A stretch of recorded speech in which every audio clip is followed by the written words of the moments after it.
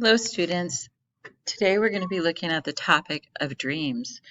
This particular painting was drawn as an inspiration from a dream, and dreams never cease to amaze me.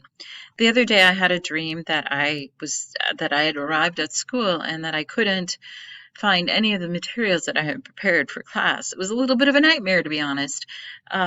But I know that it just reflected my concern that I wasn't ready for class the next day.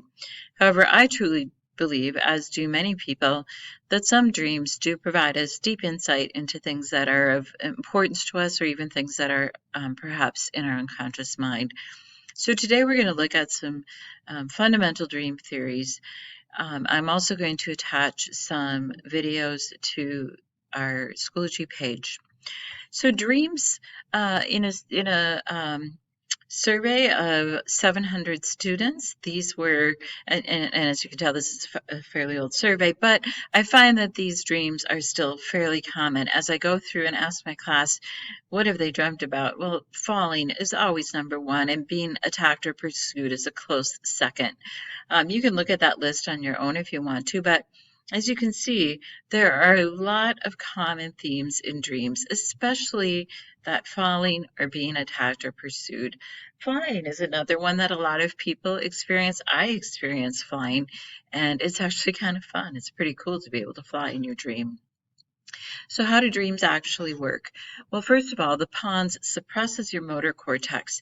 Now that's pretty important because we don't want to be acting out our dreams. In fact, there is a disorder called REM, motor behavior disorder, in which someone does act out their dreams, and it can actually be quite dangerous. The memory, emotion, auditory, and visual areas of the brain are all activated from the brainstem region. Now, this is pretty interesting for somebody who has acquired blindness. In other words, they could see at some point in their life. Then, when they're dreaming, they can see again. Or if they could hear when they're dreaming, they can hear again because those memories still reside in the brain. External stimuli can be woven into a dream. I remember dreaming once that I was getting stabbed in the side by a knife. When I woke up, what I noticed that there was like one of those little plastic tags sticking in my pajamas, and it was poking into my side. And so I wove that into my dream. Now, culture and dreams have many components. Some cultures believe that dreams provide an opportunity for ancestors to come and visit with us and talk with us. Some believe that dreams are actually spiritual or supernatural and can give one messages about what they should do, or just some kind of spiritual message. Some people believe that dreams are prophetic, and there are many cases in Judaism and Islam and Christianity where prophetic dreams are recorded. We do see that there are universal themes of falling, being pursued, and flying.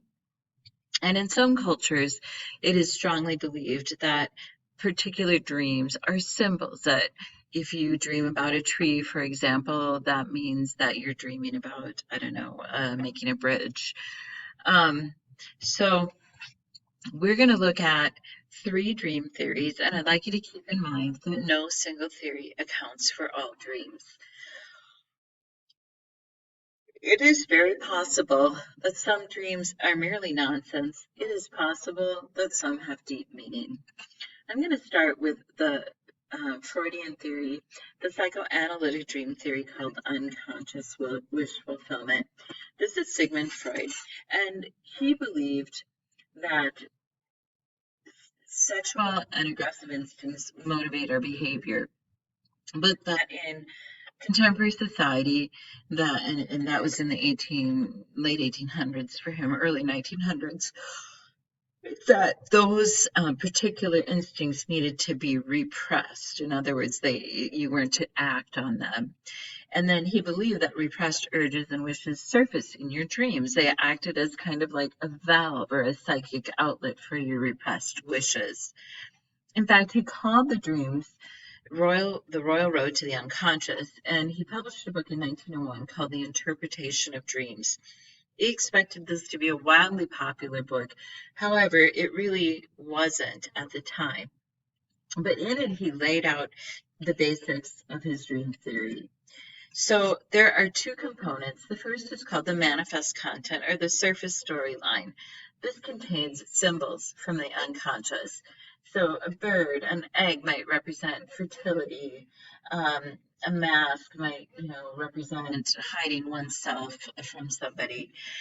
The symbols themselves don't really matter so much, because the idea that dreams have these symbols is not really believed to be true so much anymore. But you do need to know what Freud believed about dream theory, because he was really somebody that made it something that people talk about. So the latent content then is the underlying meaning of the symbols, and these were usually sexual in nature.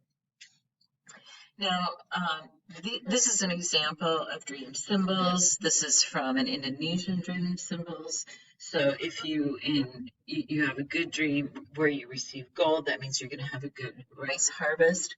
If you have a dream that there are buffalo in the rice fields, that means rats are going to eat your rice harvest. So that's what they believed, and the Freudian dream symbols are something like that. Now, current uses in psychoanalysis. I used to have a dream, a common dream, where my son had fallen into the water and he was looking up at me and I couldn't rescue him. Now, he was my youngest child, and I was really not super excited about, having a fourth child until he was born. And then I was absolutely smitten with him, and I adore my child. Of course I do.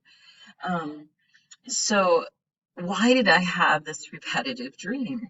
Well, first of all, it rejects the symbolism, but the current uses would say the dreams do reflect deeper meaning and can reveal inner conflicts, fears, or desires. So if I were to analyze my repetitive dream about my son drowning, which is just a terrible thing to think about, I think that I had a fear, not a desire for sure, but I had a fear that because I was kind of ambivalent about having him before he was born, that maybe I was going to lose him. And so I really do think that perhaps that dream did have some kind of deeper meaning. Now, you may or may not agree with that, but there are psychologists that are interested in dreams, and they might look at a repetitive dream and think, is there something to that? Is there a reason why they're having that dream? Now, some dreams serve the purpose of merely processing information. So basically, we take in information during the day, and dreams in particular help us to sift, sort, and fix the day's experiences in our memory. The evidence for this is that we do spend more time in REM, which is when we have most of our dreams, while we're learning new material. If we're awakened before REM, our performance is worse on memory tasks.